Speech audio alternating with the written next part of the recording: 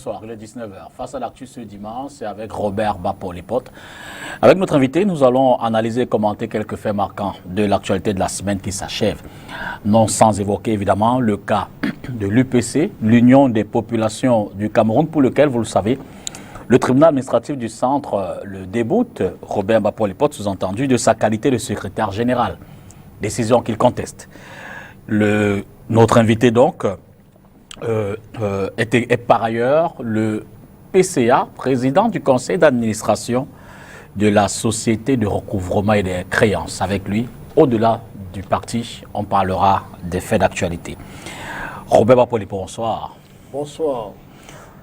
C'est un honneur pour moi d'être invité dans cette mission. Et également, j'en profite de l'occasion pour saluer vos millions de téléspectateurs à travers le monde.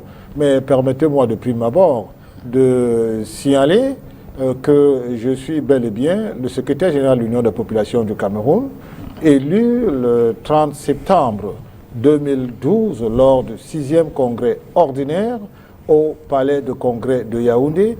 Et je voudrais d'ailleurs préciser que ce congrès n'a jamais été contesté parce qu'il était statutaire, légal et légitime. Jusqu'au moment où je vous parle, il n'y a pas un seul écrit qui conteste ni ce statut, ni ce congrès qui m'a porté à la tête de l'Union des populations du Cameroun. Vous croyez en la justice du Cameroun? Je crois bien évidemment en la justice de mon pays, ce d'autant plus que je suis républicain et que je travaille pour l'organisation de l'Union des populations du Cameroun dans un cadre institutionnel et également avec une approche qui respecte les institutions de la République et ceux qui les incarnent. Je voudrais également le dire que la justice étant l'œuvre humaine, en toute œuvre humaine réside également l'humaine condition. Ça veut dire que nous croyons en notre justice, mais également nous savons très bien que l'appréciation humaine peut avoir des aspérités qui peuvent être corrigées. Évidemment que l'appréciation humaine a décidé de vous débouter pour l'instant de votre poste de secrétaire général, alors de la qualité de secrétaire général de l'UPC. Vous savez, j'appartiens... Et cette appréciation, évidemment... J'appartiens à une discipline intellectuelle qui met beaucoup l'accent sur ce que parler veut dire. D'accord. Et dans l'appréciation de l'acte qui a été posé par le juge administratif, il n'y a pas le terme débouté. Okay. Il y a tout simplement une ordonnance qui concerne deux parties en discussion. Et je puis d'ailleurs vous dire que nous n'avons pas été dans l'approche contradictoire où la direction du parti que j'assume légalement et reconnue par l'administration territoriale ait été associée. Ça veut donc dire que c'est en quelque sorte une périphérie qui ne touche en rien le cas de l'Union des populations du Cameroun que nous portons. Alors ma question est simple. Que retenez-vous de cette décision du tribunal administratif du centre qui semble ne pas vous conforter dans votre position de secrétaire général? Je ne parlerai pas comme vous qu'il y ait une décision qui conteste mon statut de secrétaire général de l'UPC. Parce que nous avons mis à votre disposition, dans le cadre de cette émission, les minutes de notre congrès. Nous vous avons montré les documents qui ont été déposés. Documents par ailleurs étudiés par la justice qui a... Non, ça il faut donc vous le dire. La justice n'a pas étudié ces documents. La seule personne qui a étudié ces documents parce qu'il avait devant lui les différents congrès qui se sont tenus de 2014 à 2012 par rapport au congrès statutaire qui s'est tenu du 29 au 30 septembre 2012, la seule personne qui est d'ailleurs en matière de droit le premier juge qui représente l'administration, c'est le ministre de l'administration territoriale et qui à ce titre s'est prononcé sur ce qu'il avait devant lui comme... Le ministre de l'administration territoriale n'est pas au-dessus des lois Entendons-nous de la bien. République. Entendons-nous bien. Et Celui qui gère les partis politiques et qui assume la gestion également de la légalité, la conformité de ces partis politiques dans leur gestion interne, conformité avec les statuts internes de ces partis. Vous avez à propos introduit c'est le ministre de l'administration. Votre prise de parole tout à l'heure. C'est le ministre de l'administration territoriale. En reconnaissant que les hommes peuvent être faibles, donc peuvent avoir des décisions évidemment qui ne sont pas forcément conformes au texte et à la loi.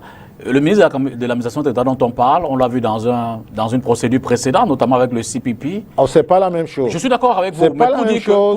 Pour le cas de l'Union des populations, pour le cas de l'Union, n'étant pas de ce monde. Pour le cas de l'Union des populations du Cameroun, il faut faire très attention.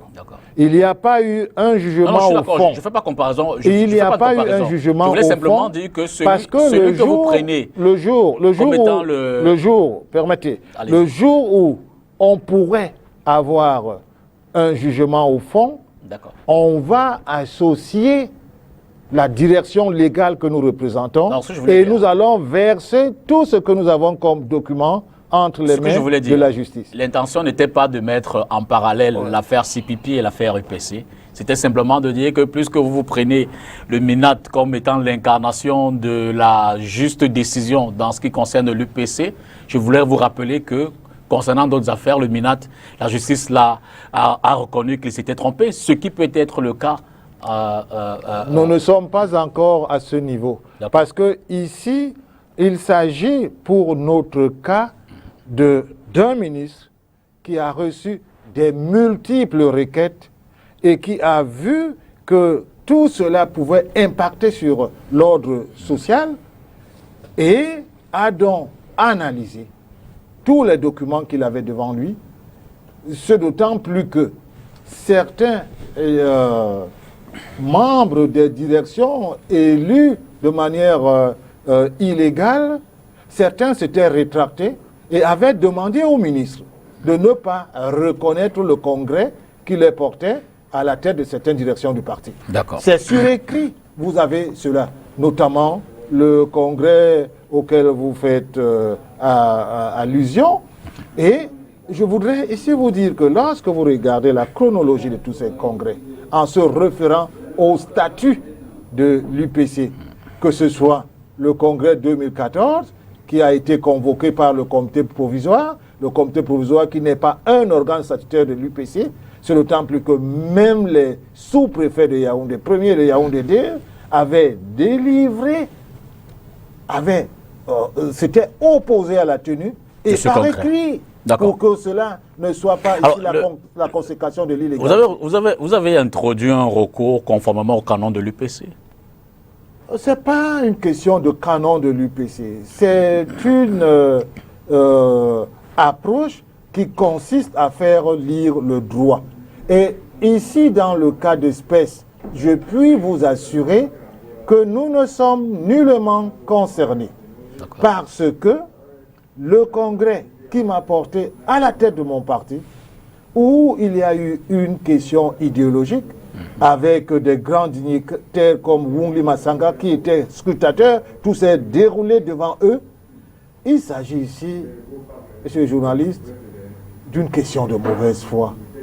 Tous ceux qui s'agitent, certains étaient au congrès, ce n'est que de l'agitation. Et ce n'est même pas avec Bapol Ipot qu'ils ont toujours eu à faire cela. Même du temps de Kodok, c'est un groupe qui est très bien reconnu au sein de notre parti. Nous avons choisi la voie républicaine pour mener notre action. Et c'est dans ce sens que, en 2013, nous sommes allés aux élections. Mais avant tout cela, on vous a connu à l'époque. Et eux, qu'est-ce qu'ils ont fait en 2013? Et ils lançaient les cartons rouges partout, en disant qu'il ne faut pas voter les listes de l'UPC. Parce que leur démarche est claire. Quelle est leur démarche? Il faut travailler pour un soulèvement populaire et la prise de pouvoir par la rue. Or, depuis Augustin Frédéric Kodok, l'UPC n'est plus un mouvement. Augustin Frédéric Kodok a mené au sein de l'UPC la même mutation qu'a eu à réaliser Nelson Mandela avec l'ANC. À partir d'Augustin Frédéric Kodok, l'UPC est un parti politique. Et statutairement, nous avons été élu à la tête de notre parti et jamais il y a eu contestation. On vous a connu à l'époque dans l'association Terre des Hommes et ensuite au LLMLDC. Non, au MLJC. MLDC. MLJC. MLJC. Je suis un intellectuel en politique et pas un politicien. D'accord. Ça veut dire que j'attache une importance capitale au sens de l'honneur, de la loyauté, de la fidélité. Mais la question était quand est-ce que vous avez... Je voudrais vous dire que, étant professeur de philosophie, avec mes étudiants, dans la gestion de l'altérité, j'avais eu l'idée de créer dans Terre des Hommes un monde, une humanité. Et avec Terre des Hommes, nous avons réalisé les merveilles. Et c'est ce qui a même suscité mon leadership.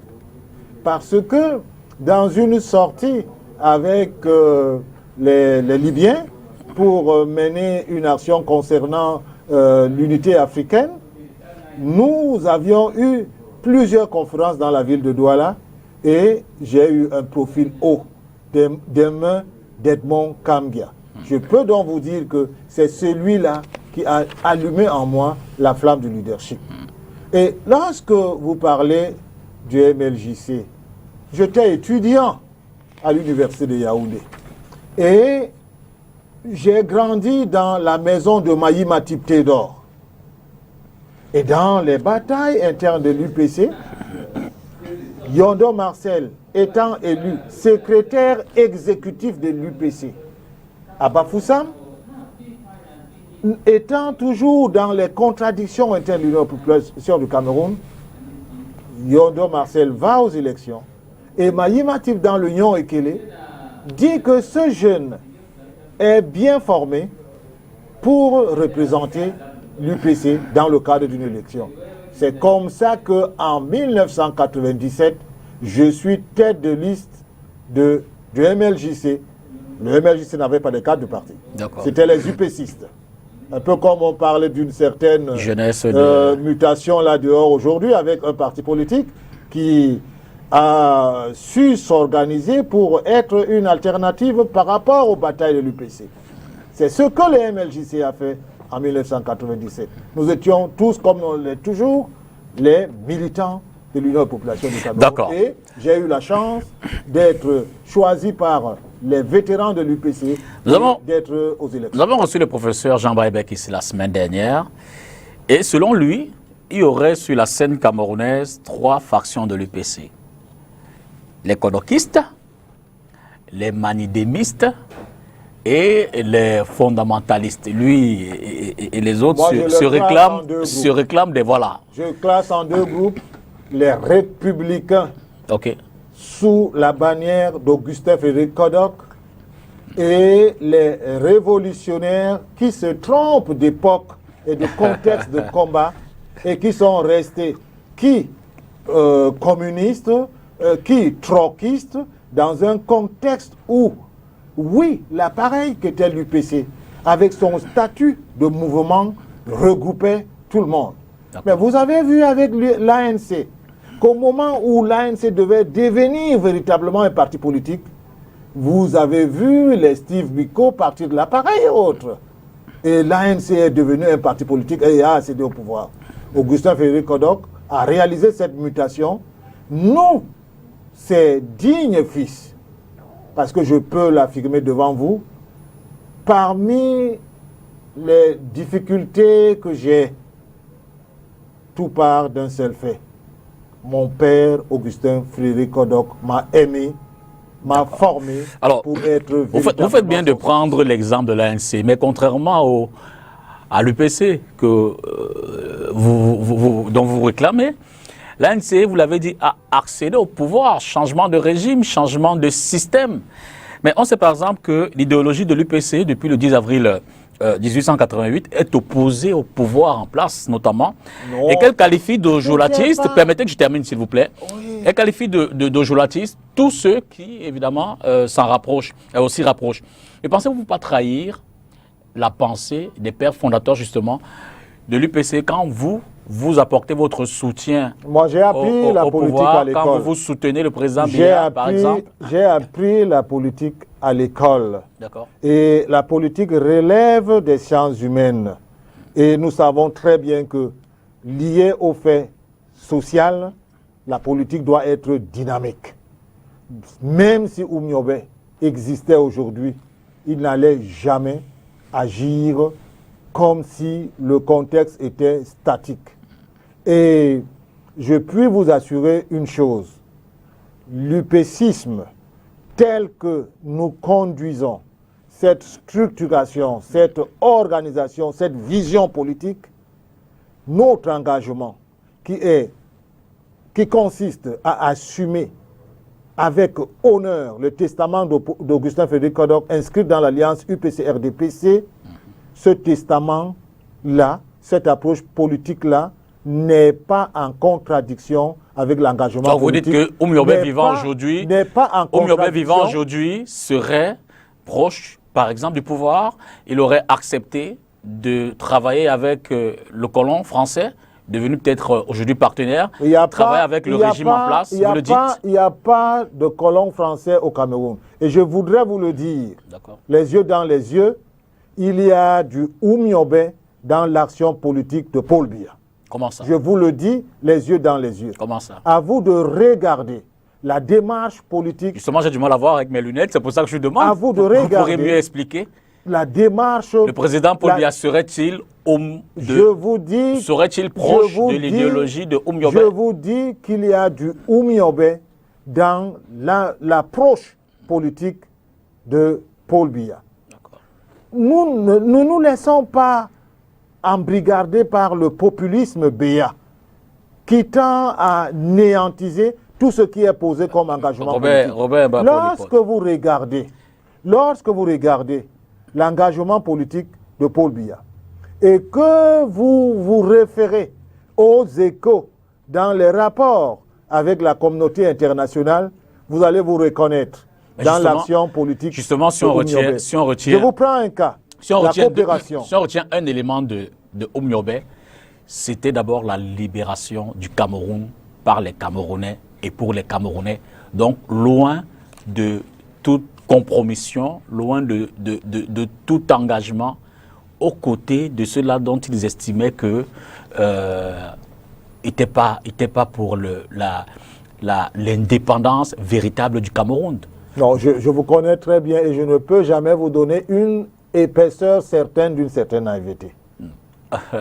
Oumyobé connaissait très bien les relations internationales. Et ce pays est indépendant. Ce qu'il s'agit de faire aujourd'hui, c'est de nous engager dans la compétition des rapports internationaux, dans la compétition entre les États et de faire prévaloir nos propres intérêts. L'idée d'une seconde indépendance qui embarque les révolutionnaires tapis dans l'ombre dans l'UPC et qui utilise une certaine intelligence malsaine, cette idée est nulle. Nous avons lutté. Quand je dis nous, les pères fondateurs ont lutté pour 3 idéaux fondamentaux. Ils ont lutté pour la réunification de ce pays. Ce pays est un et indivisible. Ils ont lutté pour l'indépendance de ce pays. Ce pays est véritablement indépendant.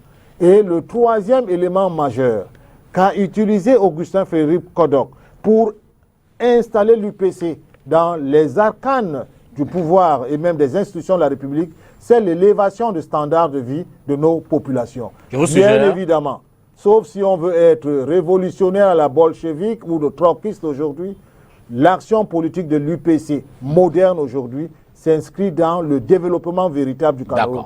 Si vous parlez d'Odjoula à un jeune Camerounais dehors, qu'est-ce que cela lui dit? Absolument rien. Je pourrais vous répondre que si on parle de Oumyobé, ça pourrait ne rien dire. Non, il connaît Oumyobé, mais justement, Oumyobé était opposé à ce que Odjoula représentait. Mais Odjoula donc là, on ne peut pas aller Oumyobé non plus. Il n'y a plus de colons ici. Oumyobé non Même plus. le néocolonialisme, c'est un bug au niveau des logiciels. Je suggère qu'on prenne le premier stop de l'émission. Nous avons des camarades qui ne parviennent pas à changer de logiciel et qui ne peuvent... qui vous reproche surtout que le changement de logiciel chez vous, c'est de vous être rapproché du gouvernement. Ah non, je suggère qu'on prenne le premier logiciel, c'est que à travers l'alliance UPC-RDPC, l'Union des populations du Cameroun a eu l'opportunité de faire les marques dans le développement de notre pays. On y revient dans une minute. Le temps pour nous de prendre le premier reportage, évidemment, qu'on va commenter juste derrière. Il s'agit de ce dilemme qui semble opposer désormais le préfet des Hauts-Plateaux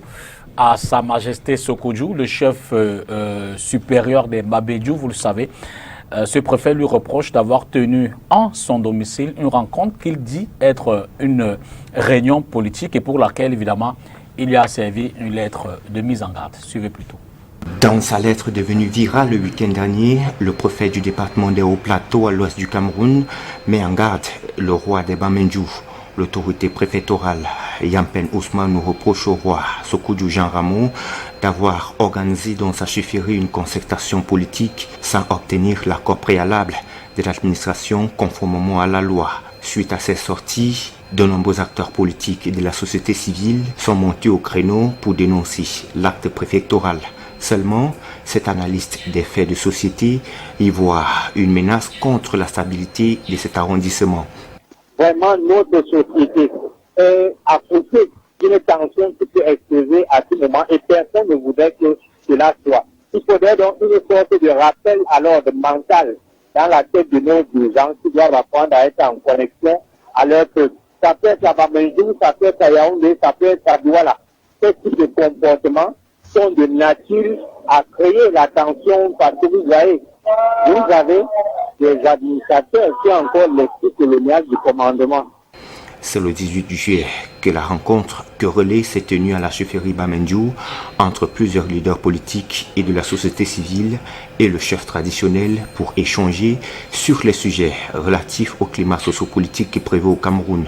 Sauf que, pour le préfet, la loi du 19 décembre 1990 fixant les conditions d'organisation des manifestations et réunions publiques n'exclut ni les chefferies, ni l'autorité traditionnelle qui est par ailleurs auxiliaire d'administration. Quelle est la loi qui interdit à un chef traditionnel, on va le dire comme ça, dans sa chefferie, de pouvoir se retrouver avec des gens qui souhaiteraient, c'est pas, qui lui rendent visite et qui n'ont rien fait en termes d'infraction ou de menace. On dit qu'il est un auxiliaire de l'administration et qu'à tout cela, il ne devrait pas se permettre cette liberté-là. Nous pensons que ce sont des comportements qui attestent de la logique de ces administrateurs qui voudraient nous maintenir dans la logique dictatoriale. Et pourtant, nous sommes dans une société de démocratie. Nous pensons qu'un travail doit être fait pour tenir les cœurs. Tenir les cœurs suppose que les dirigeants doivent se rappeler qu'ils sont au service du peuple et non d'un homme ou alors d'un régime. Une affaire qui présage donc de multiples rebondissements. Je voudrais vous demander du sous-préfet, du préfet des Hauts-Plateaux, puisqu'il s'agit de lui, et du chef Bamendjou. Qui a tort, qui a raison? Je crois que pour le cas d'espèce, j'ai beaucoup de respect pour le chef Sokudju. Vous connaissez très bien son passé. Absolument. Et même UP6 d'ailleurs. Et son âme UP6. Absolument. J'ai du respect pour son combat.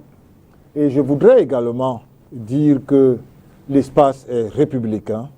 Le préfet joue son rôle de veille qui doit être pour le chef Sokudju un thermomètre de son action. Je voudrais bien qu'il y ait le populisme autour de cette question, mais le préfet a joué pleinement son rôle de remettre au chef Sokudju un thermomètre pour mieux analyser le rapport entre son action et le devoir républicain du citoyen qu'il est. Alors, lui-même soumis souvent, tout au moins dans son arrière, dans ses origines, puisque le débat y est presque, d'aucuns ont pensé que le préfet Yampen aurait été affecté à Fumban, qui n'aurait pas eu la même attitude. Certes, nous sommes en République, mais est-ce qu'il n'y a pas eu un excès? Est-ce qu'il n'y a pas eu du zèle de la part du préfet? Est-ce que le préfet n'aurait pas pu s'y prendre autrement que par les menaces? Je crois que pour que le préfet mette un accent particulier sur le devoir de respect des institutions de la République, que vous appelez menace, je ne voudrais pas ici vous considérer comme celui qui serait à l'aise dans un espace où la République n'existe plus. Donc, ce rappel de devoir d'un citoyen exigeant qu'il puisse être que son action soit en adéquation avec ce que veut la République, ce n'est pas une menace. Je vous le dis encore, c'est un thermomètre qu'on remet ici à un citoyen qui, plus est, représente une autorité morale dans un espace où les autres citoyens peuvent le considérer comme, doivent même le considérer comme un modèle pour leur société. Est-ce que être modèle, c'est violer le statut et même les lois de la République? Je ne pense pas. Donc, que cela ait suscité une prise de conscience de sa part, cela nous permet de reconnaître que le préfet a joué pleinement son rôle, surtout nous qui sommes très respectueux des institutions de la République et de ceux qui les incarnent. Reparlons de l'UPC. En 2012, il y a eu 3 congrès de l'UPC sous la conduite d'Augustin Frédéric Kodok. À l'époque, il y a eu un rejet des listes sénatoriales. Vous vous en souvenez certainement. Bien évidemment. Qu'est devenue la commission du 4 juillet 2013 qui a permis votre investiture pour être député? Oh mais d'abord, vous tronquez l'histoire. Je sais qu'on vous a fait avaler certaines distractions, intellectuelles. Vous n'allez pas me réduire à cela, vous voulez, non, je vous ai dit tout à l'heure que vous connaissant très bien, je ne saurais accepter l'épaisseur de votre naïveté. Et je voudrais vous dire que c'est Paul Hippote qui investit les candidats lors des élections de 2013. Parce que Paul Hippote a été élu secrétaire général de l'Union de la population du Cameroun et que c'est le seul congrès qui a respecté les statuts de l'Union de la population du Cameroun, les statuts de 52 tels que modifiés par le congrès de 1996 et celui de 2004. Parce qu'il y a aussi ce débat. Vous allez voir certains UPCistes qui vous parlent des statuts de 52 comme si cela n'avait jamais été modifié. Je vous le dis et je l'assume en tant que dirigeant de l'Union de la population du Cameroun, l'UPC aujourd'hui est régi par les statuts de 52 tels que modifiés par le congrès de 1996 et celui de 2004. Et que l'UPC dont je gère la légalité, la légitimité, le sigle a été protégé par Augustin Frédéric Kodok au niveau de l'EAPI. Et pour revenir à votre question, lorsqu'il a s'agi d'investir les candidats en 2013, même celui qui était assis ici dernièrement, dimanche passé, Jean Baïbec, c'est le conseiller municipal, l'ancien conseiller municipal de la mairie de Matom. Il a reçu son investiture de ma main. Et moi, j'ai beaucoup de respect pour Jean Baïbec parce qu'en réalité, Jean Baïbec pose un problème idéologique. Ce n'est pas de la haine gratuite, ce n'est pas une approche... Parce qu'il y a quand même de la haine. C'est pas une approche de tout ce que je rencontre dans l'UPC. Vous savez, parfois, il y a certains camarades qui viennent me dire « Oh, Robert Paul Hippote, en tant que secrétaire général, avec votre mandat, vous faites un travail merveilleux, mais ce qu'on vous reproche, c'est l'alliance avec le RDPC. » Et je dis « Bon, mais qu'est-ce qu'il y a dedans ?» Ils disent « Non, le problème, c'est que j'aurais pu être ministre, mais malgré mes services au RDPC, je n'ai pas eu ce statut. » Alors, je dis « Mais où est le problème de l'UPC dans l'échec de votre carrière ?» Tel va vous dire, j'aurais pu être général à cause de mes services rendus à la République, mais le régime en place n'a pas pu faire que je le sois. Alors on devient réfugié dans l'UPC. Je dis, ce n'est pas un problème politique. Posez-nous un problème idéologique. Et moi, le problème idéologique a été posé au congrès de 2012. Et j'ai dit devant les Wungli Masaga, le dignitaire Wungli Masaga, pour le patriarche, pour qui j'ai beaucoup de respect, j'ai dit, nous maintenons l'alliance UPC-RDPC.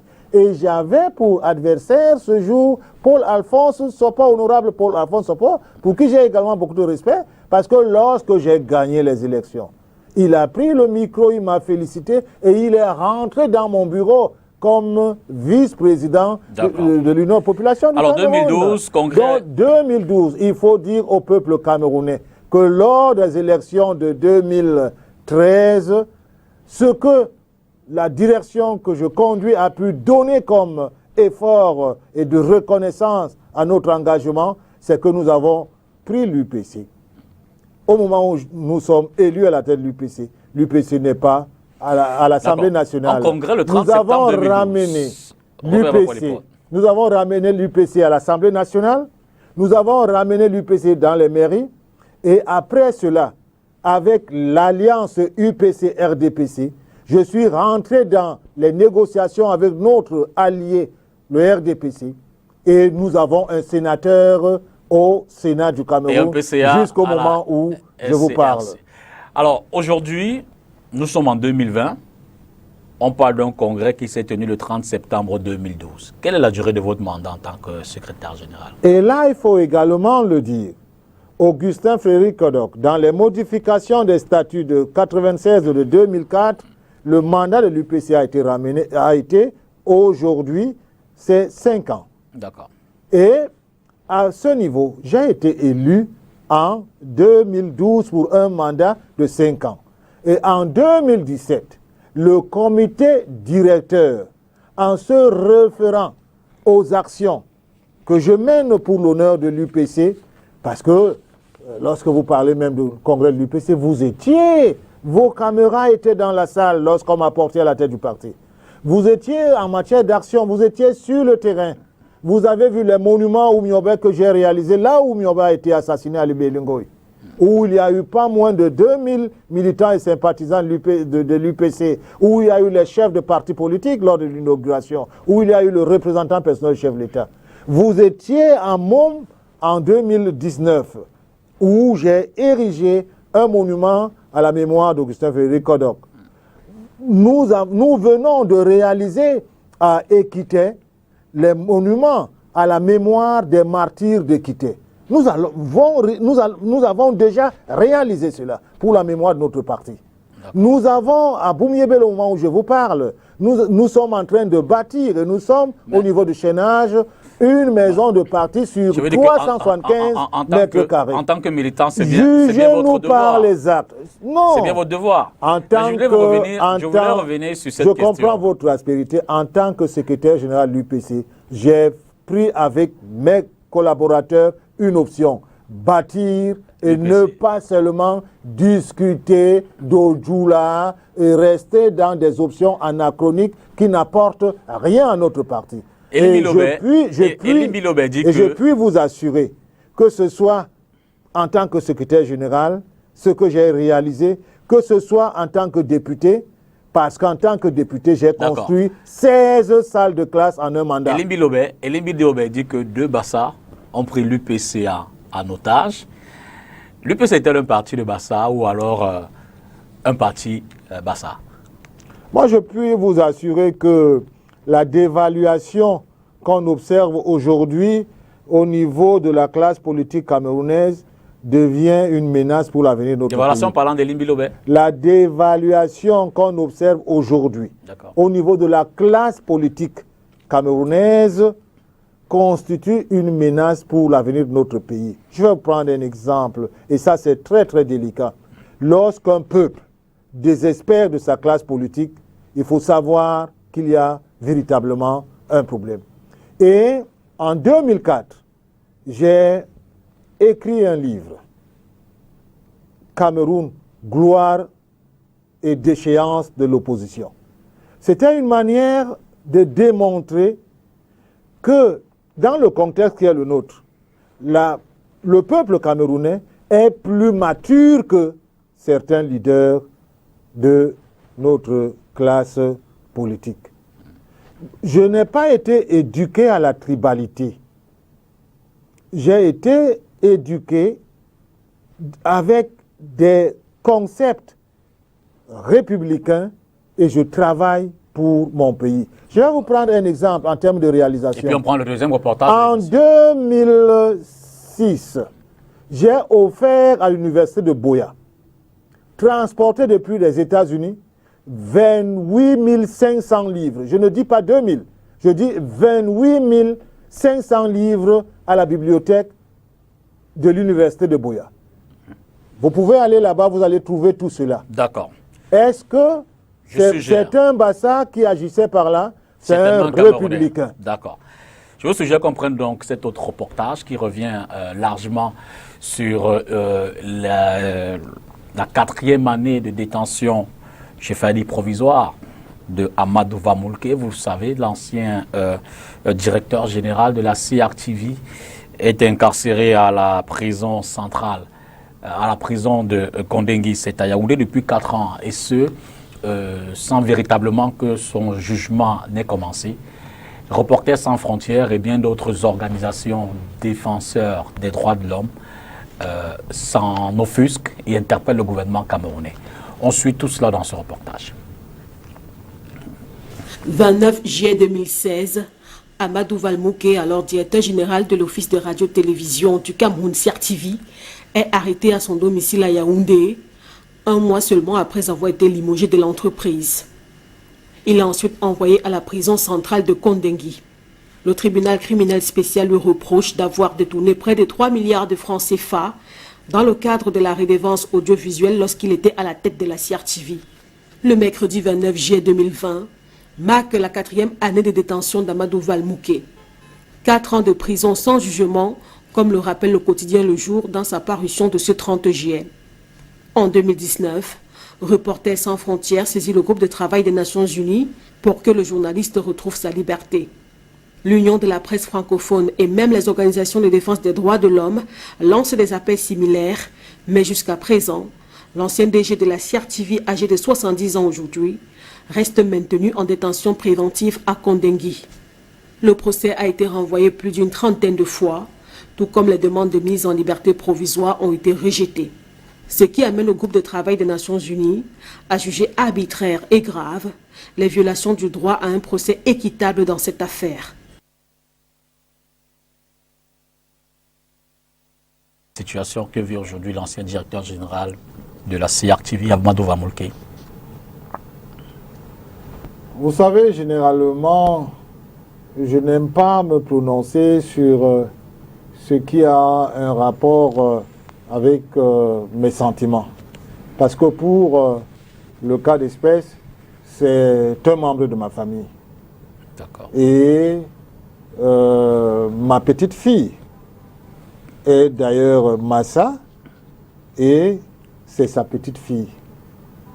Et vous qui avez parlé tout à l'heure de la tribalité, je voudrais vous dire que dans ma famille, nous sommes le Cameroun dans sa dimension fondamentale. Et j'ai la ferme conviction que Amadou Vamoulke, étant un très bon croyant, il y a des moments où il faut tout remettre, mais alors tout remettre au destin.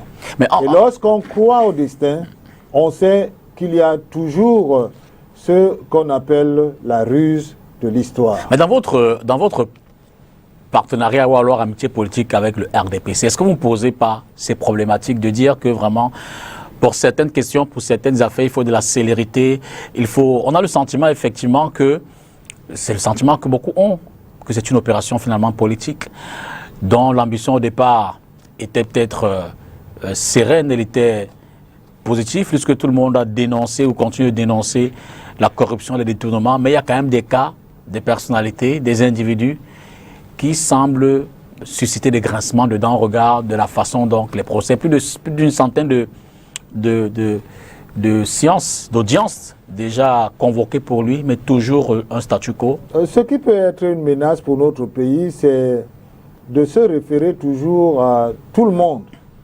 pour en faire une norme de gestion de notre société. La République ne se gère pas avec l'opinion. Parce que, philosophe que je suis, généralement nous disons populistes, nous disons que la population, que la masse c'est le vulgus. Et le vulgus ne va jamais vers la crème et vers la vérité.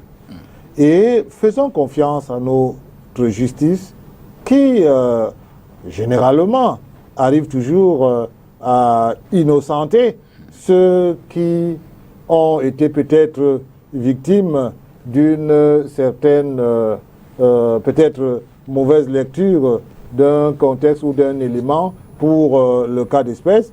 Nous savons que le Cameroun a des institutions et que dès lors qu'il y a une telle situation, il ne faut pas se référer à la dimension politique. C'est d'autant plus que Amadou Vamulke n'a jamais eu un engagement politique qui puisse susciter une certaine volonté de le détruire, comme on le dit vulgairement dans les batailles politiques. Parlons au niveau de l'UPC, pour dire qu'en octobre 2017, il y a eu un congrès. Un congrès, j'ai failli dire, grandement suscité par le MINAT, mais vous n'y étiez pas. Je voudrais vous dire une chose, il n'y a pas eu un congrès en 2017. Parce qu'un congrès de l'Union des populations du Cameroun a des étapes. D'accord. Il y a le comité directeur, qui est la seule instance de l'UPC qui convoque un congrès. Pour le cas d'espèce, il n'y a jamais eu un comité directeur convoquant un certain congrès. Il paraît qu'il y a eu, nous pouvons même dépasser le paraître pour aller à la certitude, il y a eu une réunion à la préfecture de Yaoundé, présidée par le préfet, et au terme de cette réunion, on a rassuré un certain groupe pour aller faire quelque chose. Et je vais vous dire une chose. Le 13 septembre 2017, nous sommes à Libélingoï, à l'inauguration du monument Ruben Oumiobe, là où a été assassiné Ruben Oumiobe. D'accord. Et la même année 2017, à la fête de l'unité nationale, le 20 mai 2017, pour la première fois dans l'histoire de notre pays, la famille Oumiobe est reçue au palais de l'unité lors de la célébration de cette fête. Reçue, et le chef de l'État, je l'ai vu devant moi prendre en main la veuve Oumiobe, tenir ses mains, et il a dit quelque chose qui, pour nous, les UPCistes, témoigne de son attachement à la mémoire de l'UPC. Et 2017, 13 septembre, nous sommes à Libélingoï, avec tous les UPCistes, un succès total, tous les médias à Libélingoï, et le 14 septembre, il y a cette réunion à la préfecture à Yaoundé avec ce groupe. Il s'agit donc d'une aventure de déstabilisation de l'Union population du Cameroun qui n'a pas réussi. D'accord. C'est d'autant plus que quelques mois après, vous avez le contentieux qui est vidé, parce que je voudrais vous dire, et ça, cela est à l'intention de tous les téléspectateurs, je n'ai jamais été nommé par le ministre de l'administration territoriale. Il y a eu un contentieux qui a été vidé au regard de tout ce qu'il y avait sur la table comme requête. À quand remonte la dernière rencontre, ou alors la dernière session du comité directeur de l'UPC que vous conduisez? Nous avons eu le 10 mai. Le 10 mai 2020. Conformément au test. Nous avons tenu le comité directeur et dans les prochains jours, il y aura le comité directeur. Et c'était lors de ce comité directeur déjà qu'on a annoncé qu'il y aura le congrès de l'Union des populations du Cameroun en 2021, c'est-à-dire l'année prochaine. Permettez-moi donc ici de lancer ce vibrant appel à tous les militants et sympathisants de l'Union Population du Cameroun. Ce qui se passe n'a rien à voir avec l'UPC. Je voudrais, moi, Paul Lipot, en tant que secrétaire général de l'UPC, qu'on me juge par mes actes. Et les actes qui honorent l'UPC, partout dans la base de l'UPC, je les ai posés et j'en suis fier. Je voudrais donc que tous les UPCistes viennent au Congrès en 2021. Que ceux qui veulent s'asseoir à ma place. Moi, je n'ai pas lutté pour être secrétaire général de l'UPC. J'ai reçu l'onction et la bénédiction d'Augustin Frédéric Kodok qui m'a dit « Vous allez être combattu, mais vous gagnerez toujours ». Nous demandons aux militants d'être là en 2021 au Congrès, qui sera statutaire. Ça ne sert à rien de vouloir tromper la vigilance du pouvoir judiciaire, encore que là, ils n'ont pas pu tromper cette vigilance. Parce qu'on a dit qu'il faudrait aller dans le fond pour trancher. Or, ils ne sont pas dans le fond. Et n'étant pas dans le fond, nous assumons pleinement nos responsabilités. L'ultime reportage de cette émission, de cette édition de Face à l'actu, va nous faire vivre ce nouveau don qui a été fait à l'archevêché de Douala, à Monseigneur Samuel Clédard, qui évidemment incarne l'Église catholique dans cette région ecclésiastique. Ce don est fait par l'initiative Survie Cameroun, une initiative mise en place par, vous le savez, Maurice Kamto et que dirige Christian Pendaikoka. Ce monsieur était à Douala ce samedi 1er août 2020 pour évidemment, dans le cadre de l'appui et l'assistance aux populations qui souffrent de la Covid-19. Suivez plutôt. The Cameroon Survival Initiative has extended a hand of support to frontline workers through the Archbishop Samuel Clédard by providing them with some medical equipment so as to help mitigate the spread of the COVID-19 and other infections. Coronavirus disease is actually has hit Cameroonian very, very hard, with almost officially up to 17,000 cases and a little bit above 390 deaths. So this is serious, and that's why Cameroon Survival Initiative decided to help not just the population but also the soldiers, the frontline soldiers, which is the health staff. The equipment included. So the material we have offered today, there is two types of material. There is barriers, material for really barriers measures. This include the hydroalcoholic gel and the protective mask, which are the KN95, which is really effective in protecting the health staff. Above that, we have also offered the material for diagnosis, the test, antibodies test that will be used to diagnose coronavirus. We have offered the material that will be used to reinforce management of those patients, oxygen fingertip oxygen saturometer, that is to really appreciate the oxygen concentration in the body. We have offered oxygen concentrator, which permits extraction of oxygen and then administration to the patient.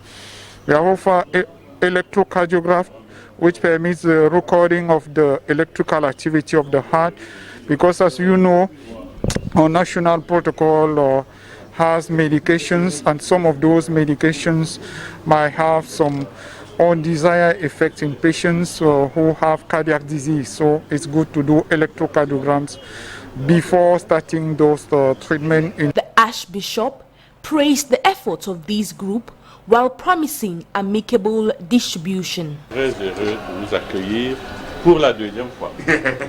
Donc il faut bien le noter, pour la deuxième fois.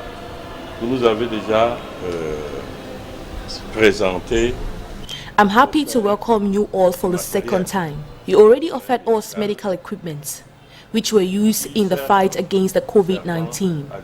It was of great help to us. We distributed the materials in the different health centers. Énormément aidé.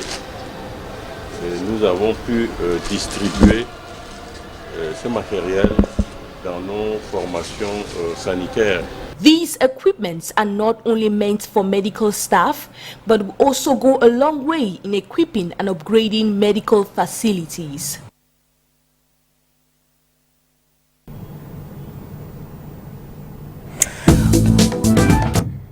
Vous encouragez Maurice Kamto dans cette initiative d'assistance aux populations victimes de la Covid? Je tiens ici à féliciter le gouvernement qui donne la possibilité à chaque citoyen d'être utile aux populations. En un mot, ça veut donc dire que si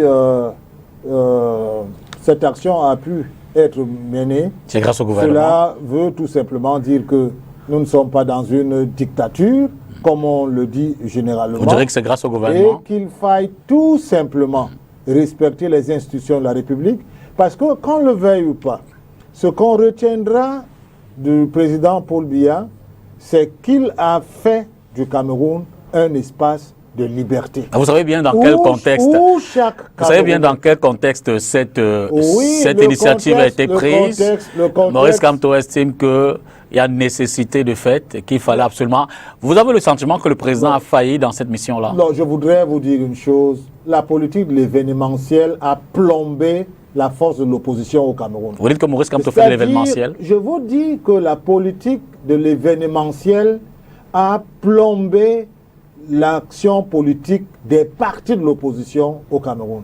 Parce que lorsque nous n'organisons pas notre action de manière structurelle et qu'on profite des événements pour exister, notamment parfois les élections, et qu'entre deux élections, on ne soit pas dans l'action structurelle pour être auprès des populations, mais justement, accompagner ce que cela que vous dénoncez disent, c'est que depuis plus de 40 ans, l'action structurelle n'a pas pu faire bouger les lignes. Vous êtes dans l'action structurelle depuis plus de 40 ans. Et malheureusement, le président Biya est toujours là. Le président Paul Biya est là, et je le dis en toute sincérité, parce qu'aucun autre parti politique jusque-là n'a pu le battre dans le cadre d'une élection. Il ne faut pas faire dans l'événementiel et dire qu'on a gagné les élections. Donc l'action sur le plan humanitaire se déroulant dans un espace républicain, respectant les institutions de la République et ceux qui les incarnent, cela démontre très bien que le gouvernement accompagne les citoyens camerounais dans l'exercice de leurs fonctions et de leur rapport avec les populations. L'autre plan de la gestion de la Covid au Cameroun, Jean-Michel Nithieu, le député SDF, l'a relevé la semaine dernière. Il demande une commission d'enquête, notamment parlementaire, pourquoi pas au-delà, pour essayer de voir clair dans la gestion de cette histoire-là. Et d'ailleurs, le ministre de la Santé publique s'est senti l'obligation de s'expliquer. Le Premier ministre, lui, il a demandé à la Cour des comptes également d'y voir un peu clair. Vous avez également ce soupçon d'une gestion légère des fonds Covid et tout ce qui va avec? Non, moi, je suis un fonctionnaire avant tout, et ayant occupé des fonctions très très hautes.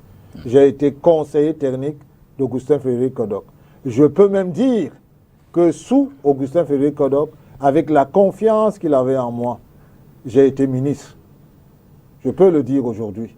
Parce qu'il m'est arrivé de piloter des dossiers très sensibles. Je ne vois donc pas le gouvernement camerounais être dans des comportements qui peuvent édulcorer une action humanitaire dans un contexte très vous savez que ce même gouvernement a des cadres en prison pour des questions de détournement, de corruption. Il y a des projets qui suscitent des grincements dedans. On ne peut pas non plus leur donner un chèque en blanc. Ce n'est pas le gouvernement qui est en prison. Ce sont les individus qui sont en prison. Et en chaque être humain, dans le cadre de son action, réside l'humaine. Justement, ici, l'action du ministre de la Santé suscite la substitution tout au moins de la part de Jean-Michel Nithieu. L'action du ministre de la Santé a suscité l'émoi, comme vous le dites, parce qu'il a eu une approche singulière. D'accord. Est-ce que vous savez que ce monsieur est tellement opérationnel dans sa volonté qu'il fallait s'attendre à cela?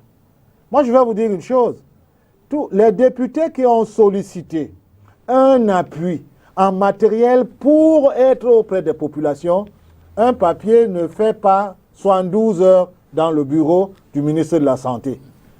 Et je puis vous assurer que dans le cadre de la coopération avec le Japon, le cadre de la coopération avec le Japon, nous avions eu un programme qu'on appelait Food for Progress, où le gouvernement japonais met des tonnes de riz à votre disposition et le gouvernement revend ce riz auprès des grossistes et recueille cet argent pour financer les projets. C'est pas le cas de riz encore.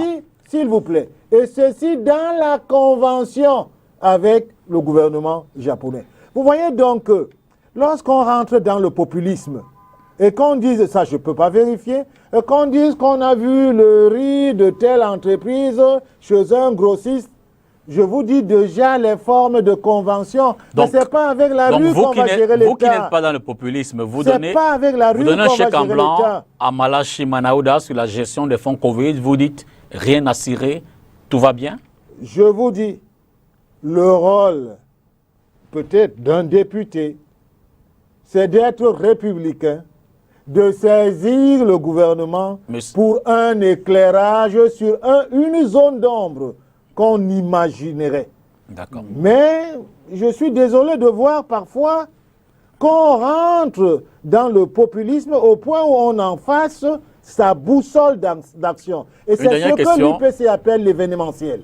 Une dernière question par rapport à l'UPC, et puis on va si d'aventure, le ministre de l'administration territoriale vous convie à une assise pour parvenir à un seul congrès, en seriez-vous favorable? Je vous ai dit que le comité directeur de l'Union des populations du Cameroun a déjà programmé le congrès de l'UPC pour 2021. On va commenter les images qui suivent, puisque le temps nous tenant à la gorge. Eric, on va certainement les découvrir, hein. Il faut le dire à nos téléspectateurs. Ce dimanche matin, le sous-préfet de l'arrondissement de Douala-Premier est allé du côté de Finex. Finex, vous le savez, cette agence de transport qui a eu une actualité regrettable la semaine surpassée. Au cours d'une rixe, un gendarme est mort et un autre a été grièvement blessé. Suite à quoi, les autorités préfectorales sont allées là-bas pour y apposer des scellés. Et ce matin donc, le sous-préfet de l'arrondissement de Douala-Premier est allé procéder à la levée de ces scellés-là. C'est pour dire que si l'enquête se poursuit et que ceux qui sont soupçonnés d'être les auteurs de cette rixe-là sont entre les mains de la justice, les activités vont normalement se dérouler là-bas. À l'occasion, je profite donc pour vous dire qu'à la lumière des éléments nouveaux qui nous sont parvenus, dès la fin de l'émission de la semaine dernière, vous le savez, nous avons affirmé que le second gendarme impliqué dans cette risque-là, à Finex Voyage, n'est pas décédé. Les informations précédentes sur cette antenne disaient donc le contraire. Il apparaît que nos informations n'ont pas été bienveillantes pour arriver à ces conclusions-là. Un travail de vérification et d'analyse a été fait, notamment auprès du commandant de la Serge Atonfak Guémo, le chef de la division de la communication auprès du ministère de la Défense. Nous excusons donc auprès de nos téléspectateurs, auprès de ceux et celles qui ont pu être induits en erreur, auprès de la famille de la victime et auprès du ministère de la Défense, ainsi qu'auprès de vous, chers amis téléspectateurs. Nous vous rassurons que la vigilance sera davantage faite parce que nous sommes une chaîne qui se démarque par son professionnalisme. Merci d'avoir regardé cette autre édition de Face à l'actu. Peut-être un dernier mot, merci. Le dernier mot ici, je voudrais dire aux UPCistes que nous travaillons pour que notre parti soit respecté et que toute notre action ne porte que sur la grandeur de notre parti. Et qu'il faille aujourd'hui mettre entre parenthèses toutes les querelles et rendez-vous au congrès de l'UPC en 2021. Merci Robert Bapolipote et bon retour sur Yaoundé. C'est moi qui vous remercie et je voudrais vous rassurer que chaque fois que nous serons sollicités pour apporter cet éclairage à nos militants et sympathisants, nous serons toujours là. On aura d'autres occasions. Merci à vous à la maison. Dimanche prochain, 19h, face à l'actu, on sera à une autre édition. Bonsoir et bon début de semaine.